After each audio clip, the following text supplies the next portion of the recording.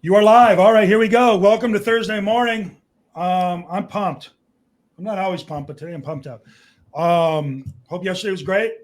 Hope tomorrow's even better. But we're going to talk about how to win today. And I had a cool thing happen yesterday. I have a cool thing every day, but this one struck me as something I should talk about. Now, I have 3 new folks on our team, right? And by new, I mean they are brand spanking new. Hold on. Let's get Julie Morris here. Hey, Julie. So they're brand spanking new, right? And they're doing their thing. They're learning. I mean, they're like sponges. They say that young people learn things faster than a little older than average young people like me. It's really cool to see what they're doing. So, at any rate, we do our lead gen in the morning, and I go in there and ask them how they do. We do 3 rounds, right? 3 40-minute sessions with a 20-minute in between. So I go in there, I grab my marker, walk up to the whiteboard, right? That's a scoreboard. They know I'm coming. I know they know. And so the first question is, how'd you do? And I'll just use these names. Joe, how'd you do? I got 10 and 2. Awesome. 10 and 2. Jill, how'd you do? Like 8 and 2. Awesome. And so under contacts, I write 10 or 8, and emails I write 2 and 2. Then I get to the third guy. We'll call him Dave. Dave, how'd you do? Yeah, well, I was getting my stuff together. I was getting organized. And so I was busy doing that. I'm like, okay. So you didn't talk to anybody? No. All right. Fair enough. And so I wrote a 0 on the board. Okay. But non-judgmental, because we're in a learning environment here. It's you want to put enough pressure on people that they feel it, but you don't want to put enough pressure where they resent it, right? It's a fine line. And when you're in an environment like that and you're trying to keep up, that's something too. When you have peers, that's interesting dynamic as well. So at any rate, I wrote the 0 and I sat down at the counter and kind of looked out at the 3 of them. And I said, let's talk about this. What's going on here? You want to get your ready. Yeah, well, I don't want them to ask me a question and not have an answer. Okay, I get it. Like what? What are they going to ask? And he's like, well, I don't know. It could be anything. All right, well, good. Like, give me an example. What's something they might ask that you're just not feeling? Well, what if they ask me about what's my house worth? Okay, cool. Good question, right? I mean, almost everybody does, and it catches you, and whatever. And so I turned to Jill and I was like, Jill, what do you say in that? And she's like, well, I just say, would it be all right if I just don't shoot from the hip, if I do some research to make sure that we give you some good information? And I'm looking at her going, that's right. That's exactly what you say. And then when she keeps going, right? And then when they say, yeah, that'd be fine. Great. What's a good email to send it to? Right. So now we know their email, and we're not on the spot to do a spot appraisal. And then she said, then I just keep going with the script, right? I'm like, yeah. So what do you say? Well, can you tell me a little bit about your house? Have any updates, any upgrades, any whatever, right? So now we've got information on what they've done to their house that allows us to make a better valuation. We know their email, so now we can get a hold of them, and we have rapport beginning. Okay, as opposed to, I don't know, maybe 630,000, maybe, I don't know. I've never been in your house. How do I know? Right, in a complete blow off.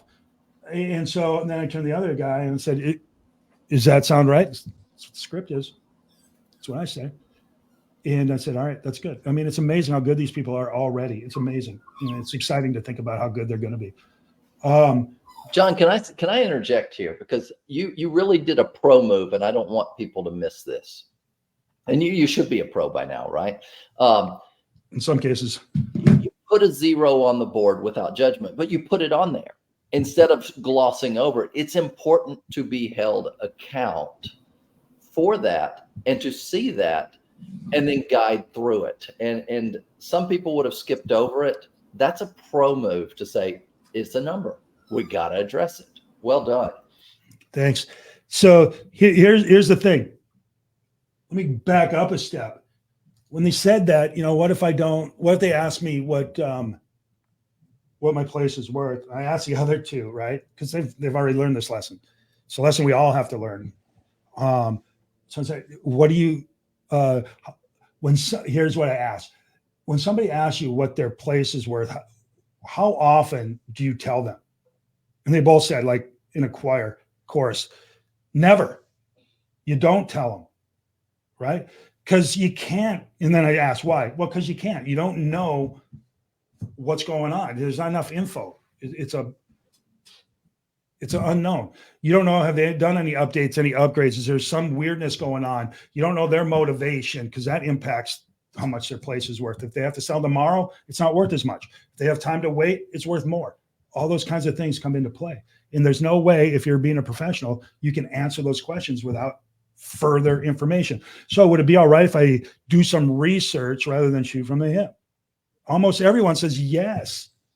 Absolutely. You'd be stupid not to. Yeah. Right? Great. What's a good email? So when I get the information, I'll be happy to send it to you. What's a good email? Now you got the email, right? And just so I'm clear, can I ask you a few questions about your property? And now you're back into it. And then once you get those answers, then you go right back to your script. Curious. Is this an investment, or do you use it? Or if you do sell, where are you going next? And when would that be? Whatever. You're right back into the script, right? And now you've got a dialogue happening from somebody who's just not blowing you off. Okay. It's a difference between a productive conversation and a hash mark on a board. Yeah. Okay. So what I'm telling you is that conversations matter. Have a conversation. Don't go for the contact. I think we talked about that yesterday. Actions matter. At some point, you got to get in the do mode. Planning to get ready, to get organized, to be prepared is all super great. But the doing is going to do you more than the planning every single time. Now, it's one thing to go half-cocked and not know what the hell you're doing. You're going to need a plan at some point. That's your compass instead of your map. Sometimes you just got to start going in the right direction. But the doing, you need to start doing. And then the mindset matters. I know when you're new or when you're young, when you're inexperienced, when a lot of things, your confidence is at a 2 or 3 when it really needs to be at a 10. I get that. But your mindset matters. And if you follow a system, a proven system, that has demonstrable working outness. Is that a word? Working outness. Your confidence can go up. So your get out of jail free card with everything. And if you don't remember anything, if you remember this, you're going to be fine. When somebody asks you something and you can't elaborate quickly and easily and succinctly, and even if you can, be careful. Use this. Would it be okay, rather than shooting from the hip, would it be okay if I do some research, or if I look into it, or if I double check, just to make sure I can give you the right information, the good information? Would that be okay? Great. Once I get it, what's a good email to send it to? Right? And just so I'm clear, can I ask you a couple questions? And then you start asking, what, tell me about your house. Tell me about whatever it is they're asking you about. Why is that important to you? Whatever. Depends on what the question is. But rather than shoot from the hip, it would be all right if I do some research, just so I can give you a really specific answer. Great. What's your email? Where should I send it? They'll get you out of so much. It'll buy you time, and it'll give you more information. And it'll give you contact. And you got it all. That's a win. Yeah. That is a massive win. All right. So if you want to win the day, just that one little dance, conversational dance. If you can get that figured out, you're going to be able to help so many more people at such a deeper level, and you'll make so much more money. That is how you're going to win today. All right. Jeff, tell me a story about that. Well, every time I hear these kind of stories, I go back to the beginning when I first got my license. So you have this Is that when you were dream. working with Abe Lincoln? You have this dream, right? And then no one ever said you have to learn how to lead generate. Just said you got to get your real estate license, and you just think people are going to show up in your life and you're going to take care of them and be good and do the right things. And then you get to the office with your license, and what's next? What am I going to do now? And then you have to get involved with the learning process for this lead generation thing that nobody talked about the whole time. So then now what you're saying is there's a personality profile assessment, and you don't have to learn a lot about that. It's a DISC is what I'm talking about now. It's simple, but here comes the point. You have to recognize your own reality. Like, who am I? Where are my fears? And how am I reacting to this pressure of, I have to call people I don't know, and people are going to ask me questions that I may not be able to answer. And the fear that comes from that will put you in, just stop you right in place. I know that because it did me. So there is no right or wrong. We're all different. Just realize your fears, understand where your brain that's talking to you is coming from. And the person that's always getting ready to get ready is probably the best real estate agent that knows the most contractually and procedurally, but they're the best realtor no one knows. And they're the broker realtor. And and they're not making enough money. I guess the average realtor, I don't know, every year you hear a different number. Average real estate agent makes like $40,000 because of it. That they got their license, they got their cards, and nothing's happening, and they need help. And this whole conversation was about that. So connect with your reality, understand what your brain is saying to you. Oh, I'm afraid I don't know enough. That's a high C, compliant, correct person. They're the best realtor no one knows about. But when you use them or get them, they're outstanding. They do a tremendous job, and they take care of people, and they end up with a referral base that's quite good because of it. But just recognize where you are and then overcome it by learning these scripts that John talks about all the time, and realize your tendencies and just overcome them.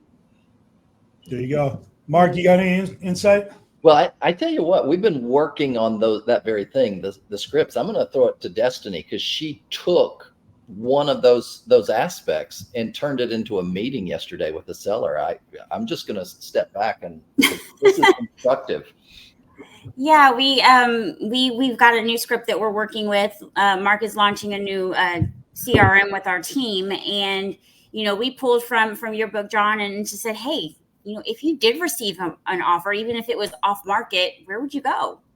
And what it does is it brings their defense down, and we're learning to let them get that defense out of the way, let them be frustrated for a minute, and then they start talking. And she was letting me know, hey, you guys have been calling me over and over and over again, but my husband's out of town. Come by and look at my house, And so went by, had a great meeting with her. She's doing some upgrades to her home. It's a beautiful home, and she's going to be ready to list soon. So it was just getting her to let her guard down. And to piggyback even off of what Jeff said with the disc, we do the disc too, but it's also learning how to be able to tell what the other person is, so that way you can match their energy. If they're a high D, I need to deal with them on a high D level in my conversations. So that's helpful too. And when you notice the defensiveness, what did you do? She started out defensive. I let her get it out. She was really defensive, and she just needed to get that out. I let her, be frustrated. Then I just asked questions. We're learning to be curious. So just be curious and ask those questions. And then, now I know she wants to go to Freeport. She wants to downsize her home. They're getting ready to retire. But before, she was really upset. Love it. Cool. Very awesome, right? Mm-hmm. Julie, give us some insight.